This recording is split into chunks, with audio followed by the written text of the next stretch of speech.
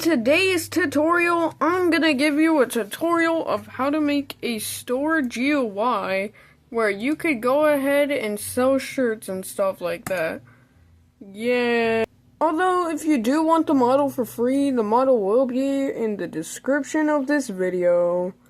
Obviously. You're gonna need your screen GUI. Go ahead and name it to whatever you want. I put store GUI, so yeah. Next things next, you're gonna go ahead and add a text button and design it, style it, just like this. Bro, that was garbage. Just like this. Next things next, you're gonna go ahead and add a local script, and you're gonna go ahead and this is where the scripting starts. You're obviously gonna add some references. I have no idea why Roblox Studio has this feature, but okay. Anyways, why did I spell that incorrectly? Anyways, what I was saying is that basically you're gonna go ahead and add some references. So you're gonna say local button equals script.parent, and well, everything else you see. So yeah, because you need to know what the button is and you need to know what the frame is. But before we continue, we need a frame for, well, this, so then we could, when we click on it, there's a frame that actually pops up. So go ahead and add a frame to the store GUI, and then you're gonna go ahead and size it and everything. Once you're done with your sizing and position and everything, go ahead and add a UI corner, if you want, and a UI stroke. Just like that. Now, what this does is it adds smooth corners and adds a tiny line, I guess. And now you can change it to your preferences. What I'm going to do is for the UI stroke, I'm going to go ahead, change it to border, and change the thickness to 4. So now it will look like this. Pretty smooth, pretty clean. Back to the frame, you could go ahead and add your color. I'm just gonna use this one for right now. Okay, so now we have the button and the frame designed, but this is just a frame, there's nothing in it, so we gotta add more to it. So what I'm gonna do is I'm gonna add a title here at the top so the player knows that they're in the store. As you can see, I am now officially done with the title. As you can see, it says store. Okay, so down here what I'm planning to do is adding a scroll frame where basically you can scroll and have extra buttons, I guess. So upstairs makes a lot of noise, I'm sorry. This is apartment life, okay? Don't forget to name your frame store frame because I have not done that yet and I am typing with a single finger. So there's store frame, there we go. Yeah. So then I added a scrolling frame, which I called scroll, and then shop. So then you know that this is where the actual shop is. Anyways, inside of that, go ahead and add a UI grid layout, and for your buttons that you're about to place, make sure that they will fit with what you're planning to do right here. Now, it's officially time for the actual shop buttons. So, in this tutorial, you can go ahead and make the buttons be like a currency in game where you buy items. But for this video, I'm planning on doing something different where you buy shirts that are already created. For example, I create many shirts and I like to go ahead and sell them and let people enjoy a shirt, you know?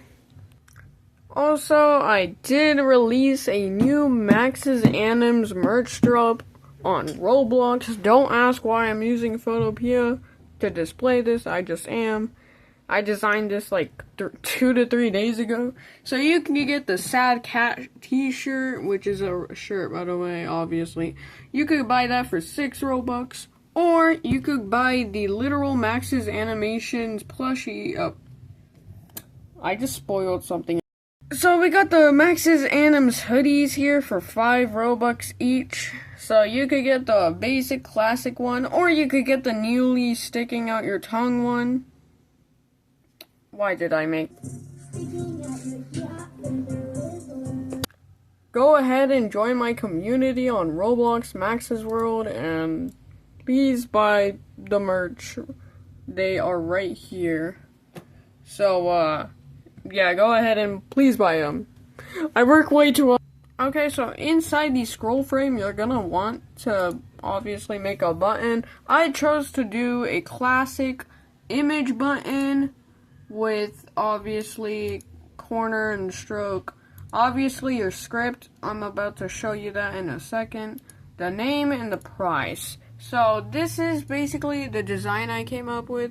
So obviously you got the name, the price, and the image. So the player knows what they're getting into and how much it is and what it's called.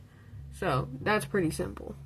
Although for you guys, I decided to make a template button for this. So for the model, if you do make it by getting it, or if you do actually make these instead of just taking the model, you can, here's just a quick template, I guess, that you could look at. So, yeah, this is a free template, I guess. So, now it's time for basically the script. Inside the local script, I may or may not have already scripted this, so... But yeah, right here, what you're gonna do is obviously add your references. So I got the local image button equals script.parent reference. What is it? Referencing to basically the button itself. As you can see, we're talking about this button, the image button, Max's drop, Anim's drop, and then local shirt ID. Because like I said, I am talking about selling these shirts, this one specifically. So, yeah, obviously you're gonna want the ID. With the model, like I said, you want to replace this with the shirt ID you're planning so. And then the function to prompt purchase, so when the player clicks on it, but that's down here to be honest. So, what you're gonna do is a local function, prompt shirt purchase, and then... I'm sorry, my throat. I need water. You're a mean one, Mr. Grinch.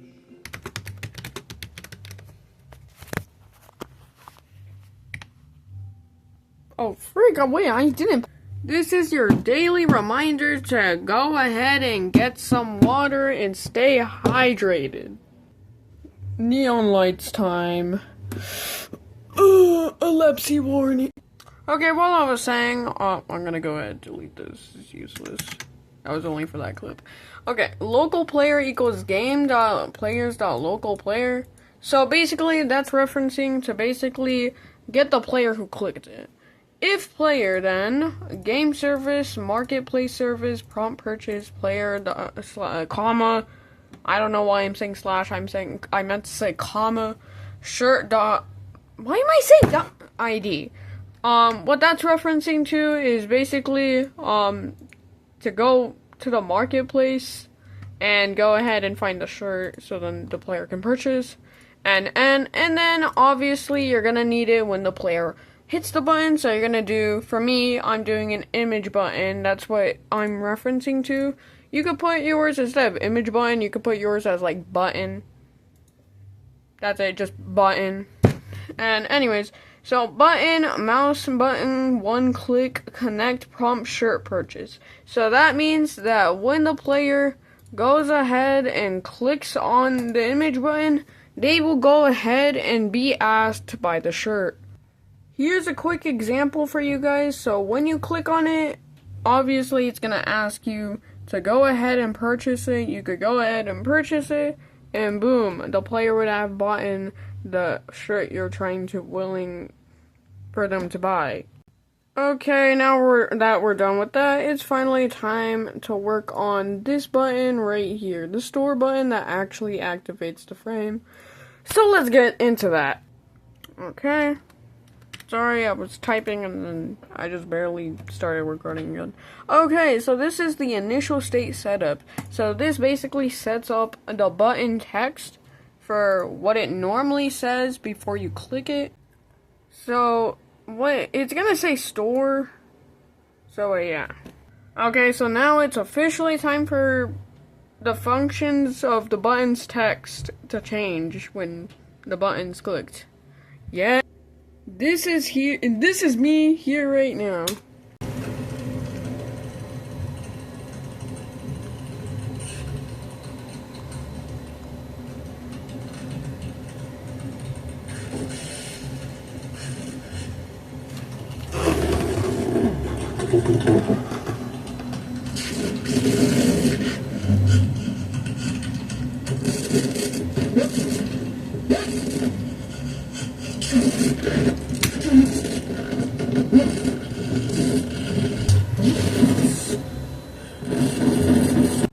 Okay, so this is what I cooked up.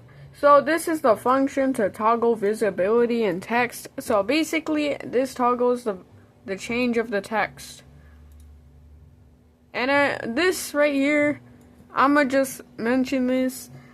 Never do separate buttons. Please just save yourself and just do storeframe.visible equals not storeframe.visible. So what this means is that one side, the one without the not word, will be when the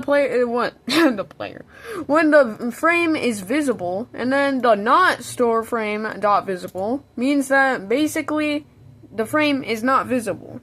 So, what it does is every single time you click on the button, it's gonna be one time it's gonna be visible, and the other time it's not. Pretty simple. This right here pretty much just changes the text. So, yeah, nothing much. But there is one more thing we're missing.